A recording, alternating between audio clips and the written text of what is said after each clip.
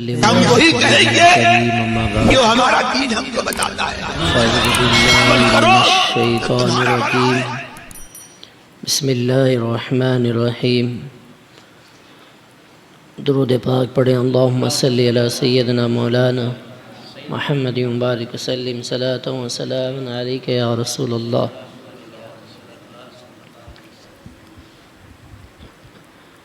اللہ کے رسول علیہ الصلوۃ والسلام کی بارگاہ میں حاضری کا طریقہ اس سے پچھلی مجلس میں آپ نے سماعت کیا کہ کمال ادب میں ڈوب کر نگاہیں نیچی کیے ہوئے ایک مجرم کی طرح ہاتھ باندھ کر بادب ہو کر حضور علیہ الصلوۃ والسلام کے مواجہ شریف پر جائیں اور سلام اس طرح عرض کریں: السلام علیک ایھا النبی ورحمۃ اللہ وبرکاتہ، السلام علیک یا رسول اللہ، السلام علیک یا خیر خلق اللہ، السلام علیک یا شفیع المذنبین، السلام علیک وعلی آلک وصحابک وامتک اجمعین۔ اور پھر درود شریف اپنی زبان پر جاری رکھیں، ہو سکے تو اعلیٰ حضرت امام اہل سنت کا وہ سلام جو حضور علیہ الصلوۃ والسلام کی بارگاہ میں مقبول ہے: کعبے کے بدر الدجا تم پہ کروڑوں درود، طیبہ کے شمس الضحیٰ تم پہ کروڑوں درود، کر کے تمہارے گناہ مانگے تمہاری پناہ،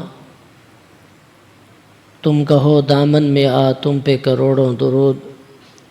ہم نے خطا میں نہ کی تم نے عطا میں نہ کی، کوئی کمی سرورا تم پہ کروڑوں درود۔ یہ اعلیٰ حضرت کا جو کلام ہے یہ بہت ہی مقبول ہے، اور ہمارے علماء کرام کا یہ مجرب عمل ہے کہ جب یہ حضور کی بارگاہ میں پڑھا گیا تو حضور علیہ الصلوۃ والسلام نے ان کی حاضری کو قبول فرمایا ہے۔ تو یہ کلام کے اشعار یاد کر لیں، اگر یاد نہ ہوں تو ایک کاغذ پر لکھ کر اپنے ساتھ رکھ لیں، اور پھر حضور علیہ الصلوۃ والسلام کی بارگاہ میں عرض کریں: اسألک الشفاعۃ یا رسول اللہ، اسألک الشفاعۃ یا رسول اللہ، یا رسول اللہ میں آپ سے شفاعت مانگتا ہوں،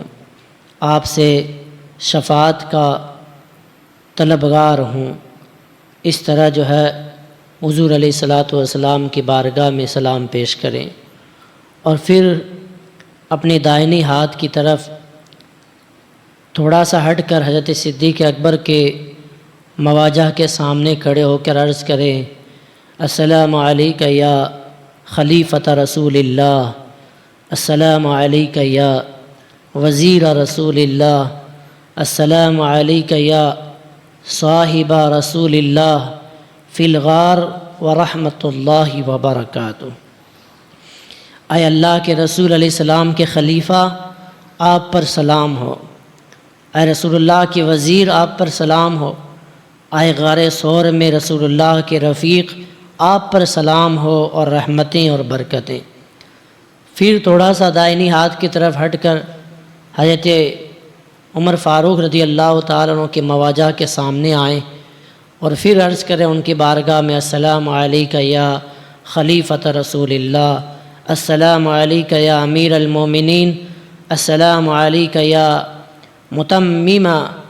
اربعین، السلام علیک یا عز الاسلام والمسلمین ورحمۃ اللہ وبرکاتہ۔ یہ سلام کے جو الفاظ ہیں ہو بہو انہی الفاظ میں سلام کرنا کوئی ضروری نہیں ہے، اگر آپ چاہیں تو حضور کی بارگاہ میں الصلوۃ والسلام علیک یا رسول اللہ اس طرح کوئی بھی درود پڑھے، اور پھر حضرت ابوبکر صدیق کی بارگاہ میں آئیں تو السلام علیک یا امیر المومنین ابو بکر صدیق، پھر تھوڑا آگے جا کر السلام علیک یا امیر المومنین عمر فاروق، اس طرح بھی آپ اپنے انداز میں سلام عرض کر سکتے ہیں۔ الفاظ کہ وہاں کوئی معنویت نہیں ہے، بس وہاں تو ہمارے دلوں کی نیت دیکھی جاتی ہے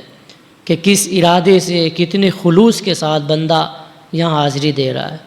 تو ادھر ادھر دیکھنے کے بجائے، موبائل فون پر لگے رہنے کے بجائے، موبائل فون ویڈیو کال وغیرہ میں لگے رہنے کے بجائے ہمیں اپنی پوری توجہ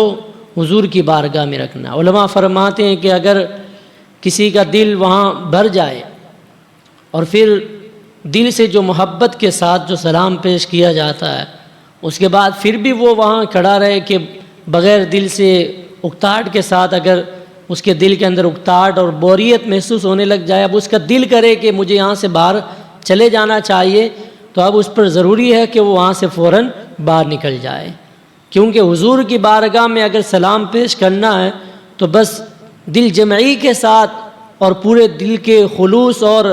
خشوع و خضوع کے ساتھ عرض کرے۔ جیسے ہی دل لگی ختم ہو جائے اور خشوع و خضوع ختم ہو جائے تو اب یہ نہیں کہ ادھر ادھر دیکھتا ہوا بغیر دل سے وہاں حضور کی بارگاہ میں سلام عرض کرے، اور حضور کی بارگاہ میں یوں بے ادبی کے ساتھ کھڑا رہنا، یہ خود ایک بے ادبی ہے۔ اور حضور کی بارگاہ میں تو ہمیں قدم پھونک پھونک کر رکھنا ہے، بڑے ہی جو ہے احتیاط کے ساتھ چلنا ہے کہ ذرہ برابر بھی تھوڑی سی بھی بے ادبی نہ ہو، تھوڑی سی بھی آواز اونچی نہ ہو، تھوڑا سانس بھی اونچا نہ نکلے۔ ہمارے بزرگوں کا تو یہ طریقہ تھا کہ حضور کی بارگاہ میں جاتے تھے تو وہ اپنے سانس کو بھی روک لیتے تھے کہ یہ وہ بارگاہ ہے کہ یہاں پر سانس بھی زور سے لینا بے ادبی ہے۔ تو اس طرح ہمیں بزرگوں کے طریقے پر چلتے ہوئے کمال ادب کے ساتھ حضور کی بارگاہ میں سلام عرض کرنا ہے۔ یہ 3 مزارات مقدسہ گنبد خضرا کے نیچے ہیں، سنہری جالیوں کے سامنے ہیں۔ پھر آپ تھوڑا باہر نکلیں گے تو پھر وہ باب البقیع آئے گا، باب البقیع کے پاس کھڑے ہو کر آپ پھر اجتماعی سلام اس طرح عرض کریں، دونوں حضور کے خلفاء اور حضور کے وزیر حضرت ابوبکر اور حضرت فاروق اعظم کی بارگاہ میں، السلام علیکم یا خلیفتئی رسول اللہ، السلام علیکم یا وزیرئی رسول اللہ۔ اس طرح جو ہے پھر حضور کی بارگاہ میں عرض کریں کہ یا رسول اللہ، اپنے غلام کا سلام اپنی بارگاہ میں قبول فرمائی، اور جن جن لوگوں نے آپ سے حضور کی بارگاہ میں سلام عرض کرنے کے لیے کہا تو آپ حضور کی بارگاہ میں جس کا نام یاد ہو تو نام لے کر سلام عرض کریں، جس کا نام یاد نہ ہو تو پھر اس طرح عرض کریں، یا رسول اللہ، جب میں آ رہا تھا تو جتنے آپ کے غلاموں نے میرے ساتھ آپ پر سلام بھیجا ہے، ان سارے غلاموں کا سلام آپ کی بارگاہ میں پیش کرتا ہوں، حضور سارے اپنے غلاموں کا سلام قبول فرمائیں۔ یاد رکھیں کہ جس نے کسی حاجی کو یہ کہا کہ حضور کی بارگاہ میں سلام عرض کرنا، تو اب یہ حضور کی بارگاہ میں سلام عرض کرنا اس پر واجب ہے۔ اگر کسی کا بھی سلام عرض نہیں کیا تو یہ جو ہے امانت کے اندر خیانت ہو جائے گی۔ اب آپ نے کہہ دیا کہ میں ہاں آپ کا سلام حضور کی بارگاہ میں پہنچا دوں گا، تو اب آپ پر امانت ہے، اب آپ کے لیے ضروری ہے کہ یہ سلام جو آپ کے پاس ہے یہ حضور کی بارگاہ میں پہنچائیں۔ تو وہاں جا کر جس کا نام یاد ہو تو نام لے کر عرض کریں، نام یاد نہ ہو تو پھر حضور تو سب کو جانتے ہیں، حضور کی بارگاہ میں اتنا عرض کرتے ہیں، یا رسول اللہ، آپ سب جانتے ہیں آپ کے جن جن غلاموں نے میرے ساتھ سلام بھیجا ہے، میں سارے آپ کے غلاموں کا سلام آپ کی بارگاہ میں پیش کرتا ہوں، سب کا سلام قبول فرمائیں۔ پھر حضور علیہ الصلاۃ والسلام کی بارگاہ میں یہ جانے کا طریقہ ہے۔ اس کے بعد ریاض الجنہ میں جانے کا طریقہ ہمارے علماء نے بتایا۔ ریاض الجنہ وہ جگہ جو جنت کی کیاری ہے، جسے حضور علیہ السلام نے جنت کا ٹکڑا فرمایا ہے کہ یہ جنت کا ٹکڑا ہے۔ اب اس جگہ پر جانے کے لیے لوگوں کا رش لگا رہتا ہے، بہت لائنیں لگی رہتی ہیں، بلکہ ابھی سے موبائل کے اندر اس کا اپارٹمنٹ لینا پڑتا ہے، تاریخ لینی پڑتی ہے کہ فلاں تاریخ میں میری حاضری ہے، جو تاریخ میں، جو دن میں اور جس وقت کے اندر آپ نے وہاں جانے کی ڈیٹ لی ہے، تاریخ لی ہے، اسی وقت میں وہاں آپ کو جانا ضروری ہے۔ تو یہ حکومت کی طرف سے جو ہے نسک ایپ کے ذریعے وہاں پر حاضری دلوائی جاتی ہے۔ 365 دن میں ایک مرتبہ ہی آپ جا سکتے ہیں، پورے سال کے اندر 12 مہینوں میں ایک مرتبہ ہی آپ حاضری دے سکتے ہیں۔ یہ حکومت کی طرف سے اس طرح کا وہاں پر پروٹوکول لگا دیا گیا ہے۔ تو جو بھی آپ کا وقت ہے ریاض الجنہ میں جانے کا، جو بھی آپ کا ٹائم ہے، اس سے پہلے آپ گھر پہ غسل کریں، اچھی طرح وضو کریں، مسواک کریں، خوشبو لگائیں، نئے کپڑے پہنیں کہ آپ آج جنت میں جا رہے ہیں، یہ جنت کا ٹکڑا ہے۔ حضور نے فرما دیا یہ جنت ہے، تو اب وہ ہمارے لیے کیا ہے؟ جنت ہے۔ کہ جنت کیوں نہ ہو کہ ایک طرف تو حضور علیہ السلام کا روضہ مبارک ہے، دوسری طرف حضور کا ممبر شریف ہے، اور اس کے بیچ کی جو جگہ ہے اس کے بارے میں حضور نے فرمایا کہ یہ جنت کا ٹکڑا ہے۔ اعلیٰ فرماتے ہیں ایک طرف ممبر کا نور، ایک سمت روزے کی بہار، بیچ میں جنت کی پیاری پیاری کیاری واہ واہ۔ تو یہ جنت کی پیاری پیاری کیاری ہے جسے ریاض الجنہ کہا جاتا ہے، وہ جگہ جو ممبر اور حجرہ پاک کے درمیان ہے، روضہ پاک کے درمیان ہے۔ اس کے بارے میں کریم آقا صلی اللہ علیہ وسلم نے فرمایا ما بین بیتی و ممبری روضۃ من ریاض الجنہ۔ ریاض الجنہ کے بارے میں حضور نے فرمایا کہ یہ میرے ممبر اور میرے حجرے کے درمیان کی جو جگہ ہے یہ جنت کے ٹکڑوں میں سے ایک ٹکڑا ہے، جنت کے باغات میں سے ایک باغ ہے۔ تو ریاض الجنہ کے اندر حاضری لگائیں، اور جب وہاں جانے کا موقع ملے تو خوب کوشش کریں کہ زیادہ سے زیادہ وہاں وقت ملے۔ پھر وہاں حضور علیہ السلام کا مصلی بھی ہے، جہاں حضور علیہ السلام کھڑے ہو کر امامت فرمایا کرتے تھے، جسے مصلی رسول کہا جاتا ہے۔ حضور صلی اللہ علیہ وسلم کے وصال مبارک کے بعد اس مقدس مقام کی تعظیم و احترام کی غرض سے حضرت سیدنا صدیق اکبر نے وہاں قدم مبارک کی جگہ چھوڑ کر باقیہ جو آگے کی جگہ ہے اس پر دیوار بنا دی، تاکہ حضور کے سجدے کی جگہ پر کسی کا پیر نہ پڑے۔ اگر کوئی حضور کی سجدے کی جگہ پر اپنا پیر لگائے گا، اپنا پاؤں لگائے گا، تو یہ بے ادبی ہے۔ اس لیے حضرت صدیق اکبر نے آگے کی جگہ پر دیوار بنوا دی، بس وہ جگہ باقی ہے جہاں حضور علیہ السلام کے قدم شریف لگتے تھے۔ تو آج اگر ہم وہاں جا کر نماز پڑھتے ہیں، سجدہ کرتے ہیں، تو ہمارا جو سر جس جگہ پر گرتا ہے، ہمارا یہ سر جس جگہ پر لگتا ہے، وہ جگہ حضور علیہ السلام کے قدمین شریفین کی جگہ ہے، یعنی حضور کے کھڑے ہونے کی جگہ، یعنی حضور کے قدموں کی جگہ ہمارا سر ہونا چاہیے، اور یہی ادب ہے، یہی احترام ہے۔ تو وہاں جا کر بھی اگر وقت ملے، مکروہ وقت نہ ہو، تو 2 رکعت نفل نماز پڑھیں، پھر ریاض الجنہ کے پاس حضور کے روضے کے بعد 2 رکعت نماز پڑھیں، اور پھر وہاں پر حضور علیہ السلام کی بارگاہ میں جو الگ الگ ستون بنائے گئے، الگ الگ پیلر بنائے گئے، جو ریاض الجنہ کے اندر پیلر ہیں، ان تمام ستون اور تمام پیلروں میں ہر ایک پیلر کی ایک تاریخی حیثیت ہے، ہر ایک کے پیچھے ایک واقعہ ہے۔ یوں تو مسجد نبی شریف کے اندر ہزاروں پیلر موجود ہیں، لیکن خاص ریاض الجنہ کے اندر جو 5-7 پیلر ہیں، ان پیلر میں ہر ایک پیلر کی الگ الگ کہانی ہے، الگ الگ اس کا ایک تاریخی